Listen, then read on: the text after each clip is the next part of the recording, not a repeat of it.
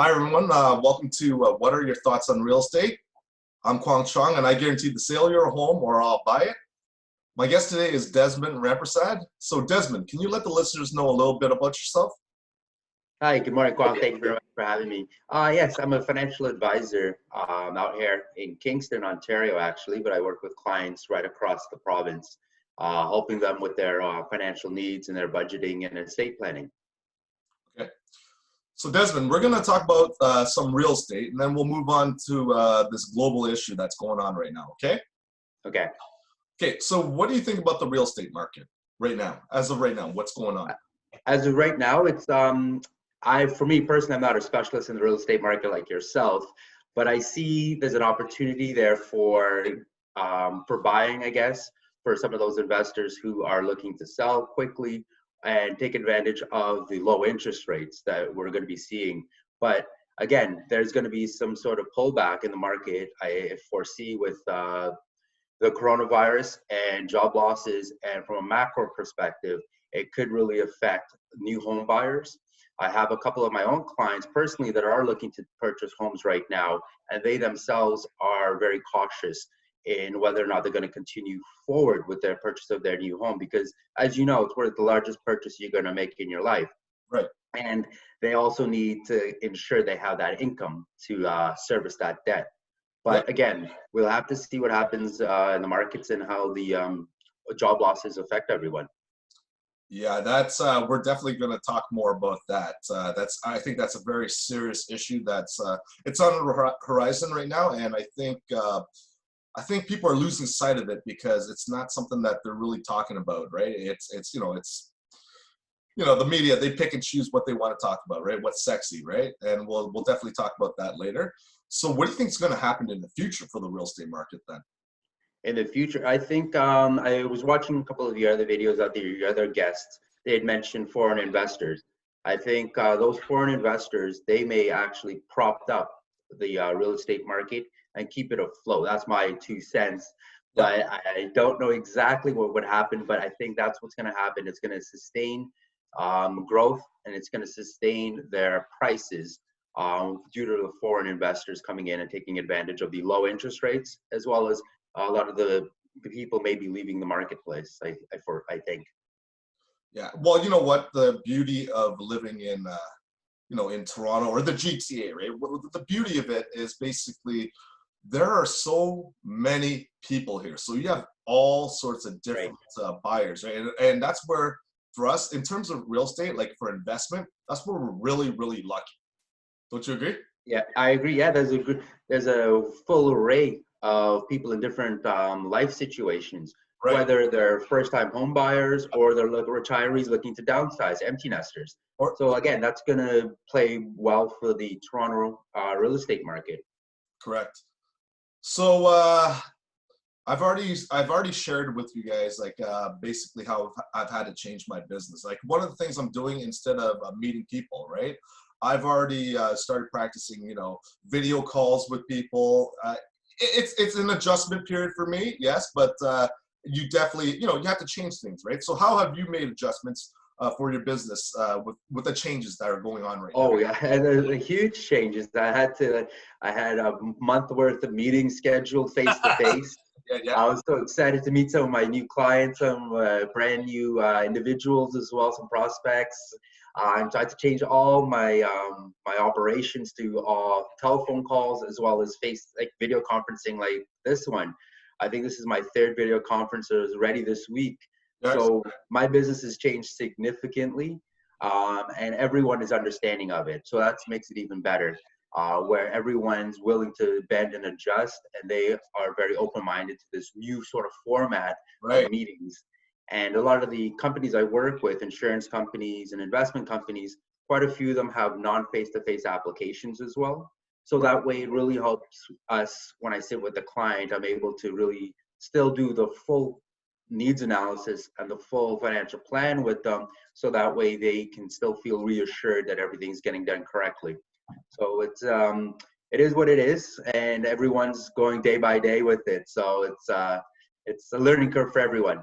Right. Desmond, I love that point that you just made there about how everyone's very receptive to these changes, right? Like, I mean, Yeah, it's just the way it is now, and I think that's a very good observation that you made there. So, I think if the employees who are working from home are right, able to take advantage of it and be more productive, maybe they can show their bosses and their companies that it may be better if more people were able to work from home if they want to, because you're saving at least maybe an hour and a half or 2 hours a day in commuting to and from work. That yeah, can be spent with family and friends and or get back a little bit work-life balance. So if everyone continues to show responsibility that they're able to do so and work efficiently from home, maybe companies would start allowing employees to work from home some more. So it's a great opportunity for everyone to really shine now.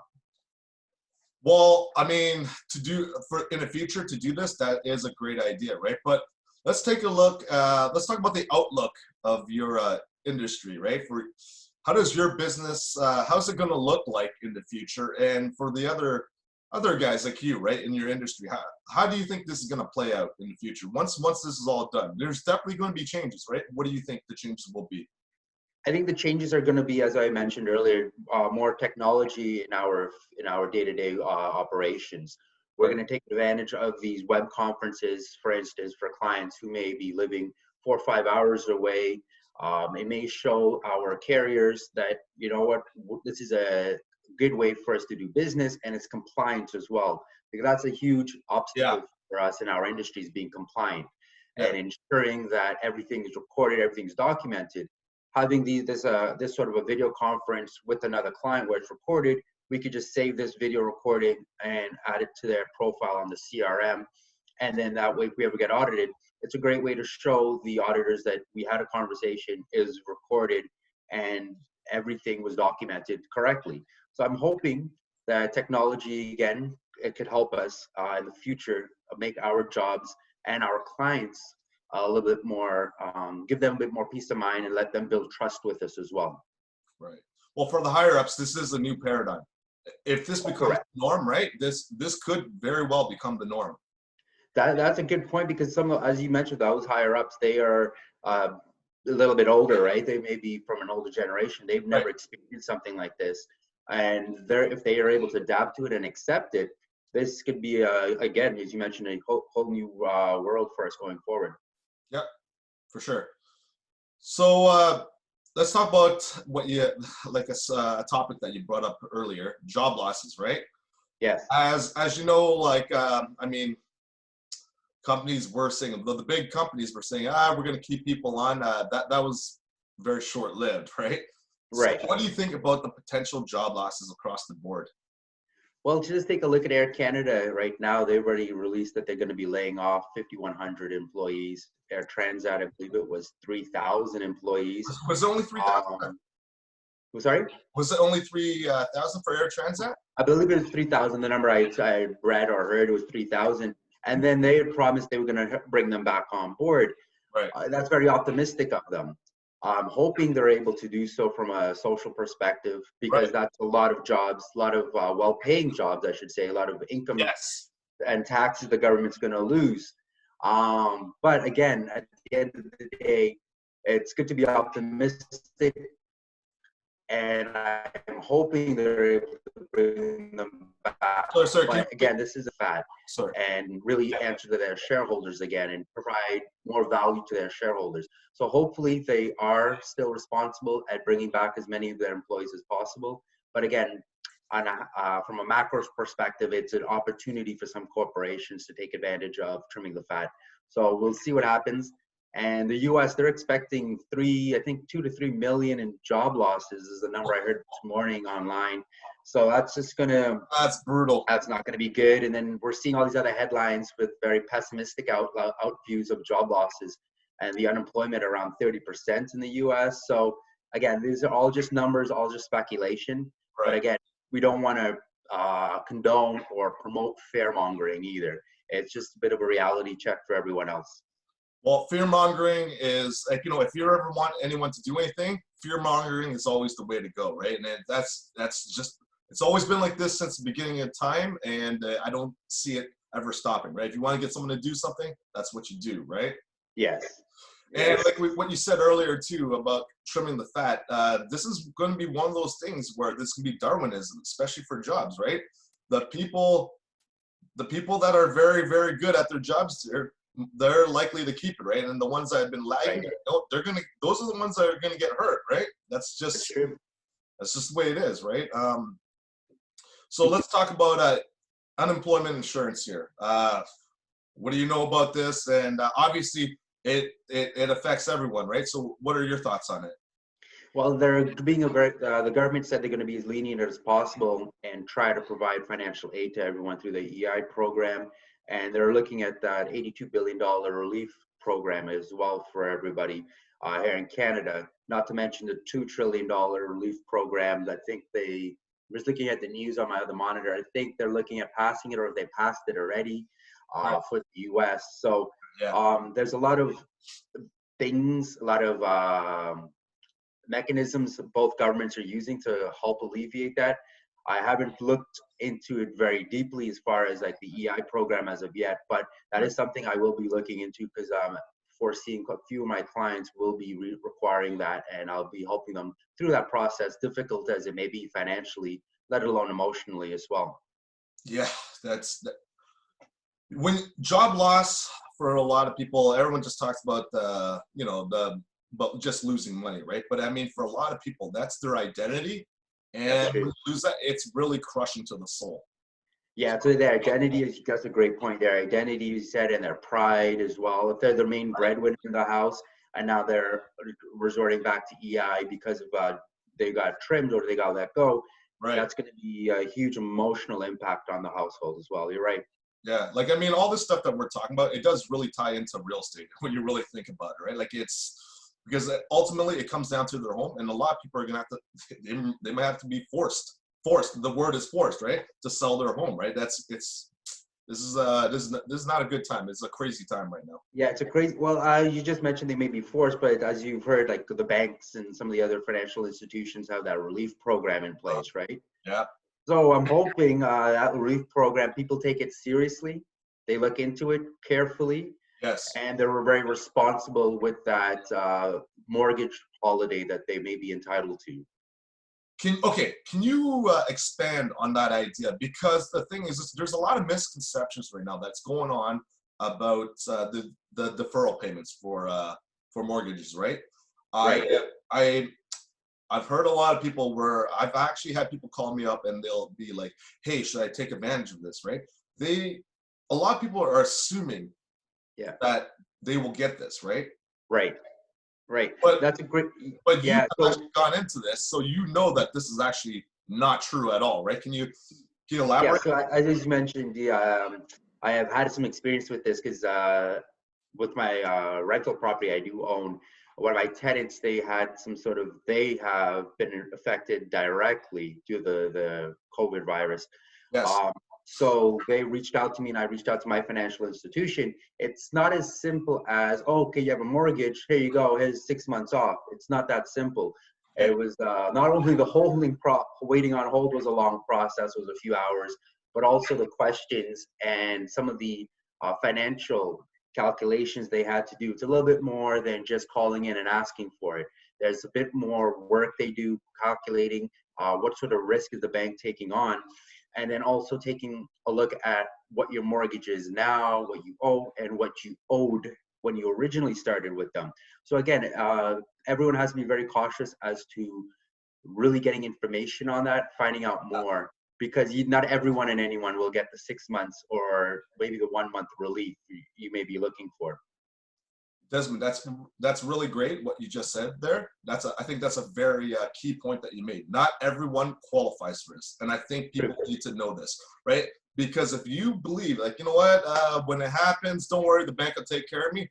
That can lead to very big problems. So I'm glad that you brought that up. That not everybody qualifies for this And program. it's just remember, it's a band-aid solution. It's a holiday. What happens at the end of the holiday when you go on holiday somewhere? You have to go back to work, right? Yeah. So at the end of this mortgage holiday, you have to go back to paying your mortgage again.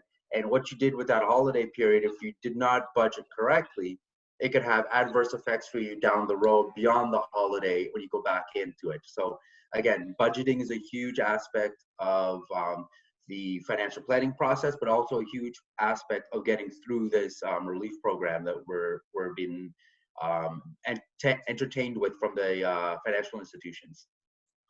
Desmond, sorry, I failed by sending. I didn't send you something regarding the rates, so I didn't want to blindside you completely. So I'll add to this part. So Okay. apparently today, they've actually raised rates for for the mortgage. Really? Well, if I were okay, you know what? How do I say this without pissing off the banks? The best way to say, if I were to read between the lines, I believe that they are preparing themselves for these deferral payments, and the best way to do it is, what do? Raise rates. That's it. Right. That's the best way to do it, right? And that's the new news. I'm sorry I didn't get to send it to you, but that's Yeah. what's happened. Oh wow. Okay. Yeah. That's gonna be interesting for those. I read something like they've raised it like in some cases like 70 basis points, right? So it's 0.7, right? Right. That's Yeah. that's fairly significant for those with a variable rate mortgage right now, right? Oh, 100%, of course, right? And I definitely that's happened, right? So sorry about I didn't want to blindside you earlier because you were on a roll there, okay? Okay, so so for my family, right? No one's been affected. So I'm very, very lucky there, right? Yeah. What about how's this affected you or your family? Yeah, actually, it has. I have some family overseas in Trinidad right now, and Right. what they've done there, they've actually shut down the airport. So no commercial flights coming in or coming out are able to leave the country for a 2-week period.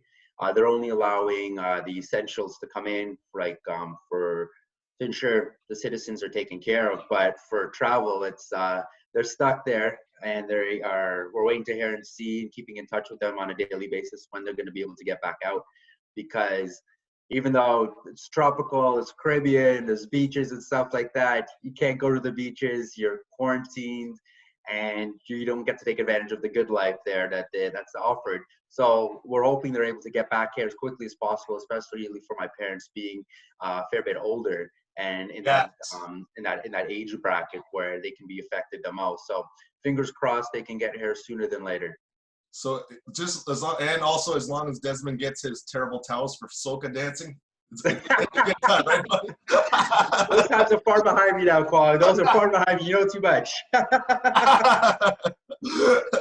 So, so everyone in your family, right? It's everyone's healthy, right? Like everyone's healthy right now. Yes. Thank you very much for asking. Glad to hear about your family as well. Yeah. That's well. I mean, this is what it is, right? Like it's a pandemic, you know, and we're sick, right? So we got to take care of each other, right? Any way we can. That's true.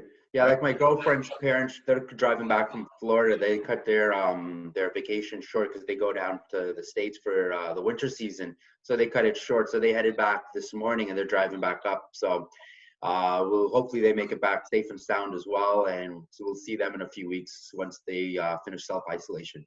That's interesting, right? So in terms of like, how's that going to work at the border for them? Do you have an idea or just? From what we heard from them, a lot of their friends who have left a couple of weeks earlier, it was a very smooth transition over. They didn't wait long. It was like a 3-minute wait at the border, ask a few quick questions, and then let them go, because they are citizens, so they're not going to get turned away at the border by any means. But for them getting here sooner than later, it's better, because I don't want none of us want what's happening in Trinidad right now to happen to them, where they're completely restricted. So I'm glad they're coming up as soon as they can. And again, at the border, it's going to be a quick process for them to get over. Okay, that's good. That's good. Yeah. That's good to hear. So social media, you know, the hashtag social distancing was the buzzword for the last 2 weeks, right? So right, I noticed something with the articles, well, the online articles, right? This week they're using contagion and outbreak as the new buzzwords, right? Yeah. So just so you know, I'm a movie buff, right? I watch a lot. Yeah, of movies, right? So so most people in this generation, they might not be aware of these words, but those are the title of movies, right? Mm-hmm. So this is a good example of sensationalism. Do you think the media should be more responsible with what they report instead of focusing on more on clicks? They're just getting sound bites, right? They need to say, as you mentioned earlier, something sexy. They need the sexy sound bites to keep whatever they want at the top of their media Right. broadcast. Right? They want to keep the information out there. But then again, on the other side of it, I'm going to defend them a little bit too. They're there to educate and inform us. So if they don't keep this top of the news reel, it may get pushed back down and it may not be as serious as it is in the general public. But I'm glad that they are talking about it to one extent. But again, those buzzwords, those sexy buzzwords, keeping it at the top, and again, the fair mongering a little bit is definitely being utilized in the media for sure. Yeah, for me, I think the problem that I really have, or the issue that I really have, right? It's I think preying on our fears is really irresponsible, right? Especially at this time, because it's one of those things, you can just light it up, boom, right? People go crazy. Right. It's a very normal reaction, to be honest, right? Yes. So I have to ask you this, as I asked the previous guest. Did you hoard some toilet paper, buddy? No, we didn't hoard any toilet paper in my house. We have enough. We don't need to overstock and fill the cold room up with toilet paper at all. No, we're good. Thank you very much for asking. I'm gonna call you out on this. I might just drive up to Kingston just to see that that you guys are making castles and everything in the basement. All right? Yeah, castles of toilet paper. Yeah, there you go. I don't You're always welcome to come by. Trust me, there'll be enough toilet paper, but not too much. Not to worry. Okay, so we were talking about this earlier off camera, right? We're talking about social media and the media. They're almost two different animals these days, right? Right. And you did defend them, but I think were you more defending the media, or I think it's more the media you're probably defending, right? More the media as a whole, I was trying to defend, but again, everyone has two has different animals, right? They like yeah. You know, okay. Yeah, the media I was defending, but social media as a whole, as you mentioned, is a whole other beast. Again, I think it depends on who's posting what and how reliable that information is. And again, we have the president of the U.S. and he loves his social media and he uses that as his outlet as well. But again, that has to be some responsibility for everyone, depending on what they're posting on social media and how it's affecting everyone else in society. So I'm trying to avoid the social media paranoia and get caught up in all the other hashtagging and following this person and just go down that rabbit hole. Yeah. So personally, I'm trying to distance myself from that and trying to really focus on the mainstream media and taking a look at everything with a grain of salt as well. That's a very fair point. Like, I mean, when you see all these reports and all that stuff, right? Mm-hmm. The one thing that a lot of people aren't asking, the question that they really should be asking is, how complete is this information?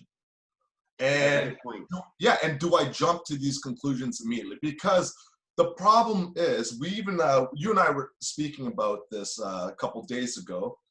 We were talking about how someone was running the report, and the thing is this: we don't even question the credentials of this person that's writing. That's exactly it. This article.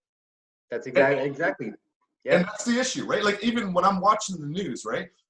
Yes, I get it, right? This news anchor, they're on TV and all that stuff, but do they really have the capacity to even speak on these topics, right?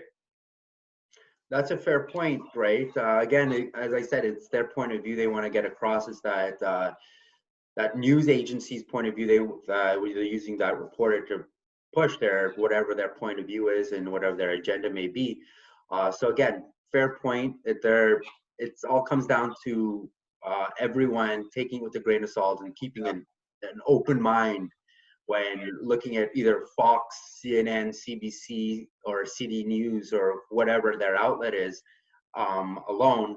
And then when they switch over and start following someone on social media and going down that rabbit hole, as I mentioned earlier, on Instagram or Twitter, again, take it with a grain of salt and where that's coming from and what their agenda is and what their benefits would be from posting something on social media. Well, do you remember hearing, I guess like last week, right? They're talking about was it a vaccine, and it would take about Yeah, 18 months. Do you remember hearing about that?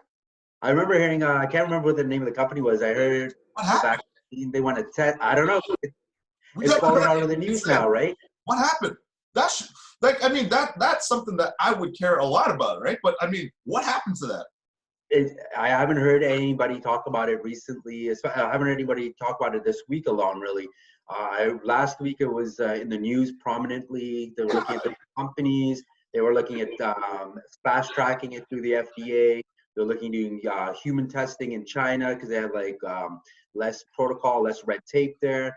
So all of a sudden now it's gone, right? It's not in the media anymore. So that's a good point. I haven't heard anything. I haven't seen any companies. I I like how you said it. Less red tape. My goodness. It is. That, I'm just repeating what I'm just seeing what I'm seeing. Again, my point of view with my open mind, and again, seeing where the information is coming from. Less Is red what I'm tape. seeing. It's just, it is what it is, and that is what the article did say. It was a professor in Montreal. I was reading his where he was working at one of the universities with one of the drug manufacturers, and he did spend quite a bit of time in China Yes. studying and teaching there. And Okay. he got a lot of contacts there where he was able to do some testing there, and he was going to go back and test his vaccine, I believe it was, Right. through his contacts in China. So that's where my information came from, is from an article. And can't cite the exact website right now. Yeah, yeah, that's fine. I mean, you're not writing an essay here. We're just speaking, freely. Yeah, exactly. Don't worry. I won't hold that one against you, all right, buddy? Thank you. See, this is one of the things where, okay, as a Canadian, I think we're really, really lucky, right? Like you're talking about those. Okay, let's read between the lines, right? It's really human rights, and that's why they can fast track things in certain places, right? Like, I mean, if we were somewhere else, you and I were wandering around, right? Say there's curfew, we didn't abide by those rules. Guess what? Next thing you know, we're part We're of going to jail. trials. Yeah, we're going to jail. No, we're part of human trials. They're like, Oh, jail or human trials. Right? okay, you're more morbid. Yeah, so to be honest, we're really lucky where we are. Like, We're very lucky where we are. We're very lucky where we are, being in Canada, having all the rights and all the freedoms we do have. But then again, we have to take this virus very seriously. When they say don't go out, stay home, they want us to stay home. Now that's come to the point where the OPP is posting stuff where if we go out, or if we're in a social gathering of a certain amount of people, they're going to give everyone $1,000 fine, or if businesses are open, it's a $500,000 fine. But again, if we follow what the other countries do, where their rights, as you mentioned, may not be as free, as you said, they were being taken to jail right away if they were breaking curfew. Hopefully, it doesn't get to that point here in North America. Hopefully, everyone's able to abide by it, and we could actually get this virus under control. So it is scary times, though, at the end of the day. well, I just want the listeners to know I was just kidding about people forcibly being used. Forcibly, Forcibly, right? I'm pretty sure everyone knew that as a joke. I don't believe that. So no one actually say that. Hey, this guy really thinks that. No, I should. Okay, it was a joke, right? So please don't get offended. If anyone got offended, I'm sorry. All right. All right. So Desmond, can you let the listeners know what you're up to, or anything that you're involved with right now? Well, right now I'm working with my. Sorry. Yeah, anything that you want to mention. Okay, yeah, thank you very much. Yeah, right now I'm working with a lot of my clients. We're taking a close look at the markets, seeing what's happening, and taking it case by case, because everyone's in a different life situation. So if you're an older client, we're looking at probably diversifying your portfolio and taking a bit of the risk off of the table. If you're a younger client and you're looking to get into the market, this may be a great opportunity for you. But at the end of the day, it comes down to your personal risk tolerance and how long your time horizon is. That's what I'm sitting down with my clients and doing right now, doing portfolio reviews, settling everyone down and showing them there is a possibility for light at the end of the tunnel, and there's a silver lining as well. So it's a great opportunity right now for young clients who have that risk appetite perhaps to get into the market. And I do have various companies I work with that can provide them with that safety net if they're looking for it, and for those older clients who are looking for something a little bit more robust, or looking for something that has safety as well as income. So there's various things I do work with my clients on a daily basis now, via video conference and or teleconferences now. What Yes. about email? What about, can you please leave your email right now? So that way, Okay, yep, sure. My email, we can reach you, right? yeah, if you have any questions pertaining to the markets or anything like that, or anything we discussed today, please feel free to reach out to me. My email address is Desmond, DESMOND, .Rampersad, RAMPERSAD, @Continuum, CONTINUUMFC.ca, or you can call me directly here at Kingston, 613-449-2392. Okay. I have a quick question, right? Yeah. What you were talking about your older clients, right? Like for us, like, you know, when we're thinking about our parents, right? Would they be moving more into bonds and GICs? Is that what you would be pushing them towards? I wouldn't be pushing them to. I don't push anybody into anything. Well, I mean, I do suggest. listen, we live in Canada. This is not That's too funny. I'm right, just busting your child's bus, busting oh you. my God. I honestly, after No, that, what I do I is might use you for human trials, buddy, for that one. yeah. No, what I do is I sit down with my clients and we go over an investor profile first and foremost. Take a look at what their risk appetite is. Some of those older clients, perhaps, they have good jobs, good pensions. They may still have that little knack and that risk appetite. They want to take advantage of the markets. They see the long-term gain. Those monies they may allocate may not be for themselves, but it may be for the next generation. They want to take that risk on. Yeah. But then again, you mentioned bonds and like more income-based products. So for those clients who are a little bit more risk adverse and aren't looking to really swing for the fences or aren't able to take advantage of the downturn in the market, that is something I would sit down with them and go over. If they're looking for something with a dividend paying investment or something with interest on a quarterly basis, we can sit down and go over those different products with them as well. Yes. Okay, Good cool. point. Thank you. No problem. So Des, thanks for taking time out to talk to me.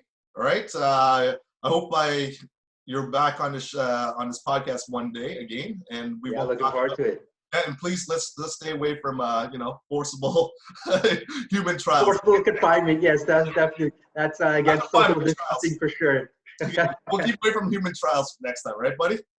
Sounds great, Cuong. Have a great day. Thank you very much for having me. Have a great day, everyone. Stay safe. So I also want to thank everyone for listening. And if you have any questions, real estate related or even life related, email me at cuongrealtor@gmail.com. My email will be at the bottom, and I'll answer it next time. All right. So Desmond, thanks a lot, and let's talk soon. Take care, buddy. Have a good day. Thanks. Bye.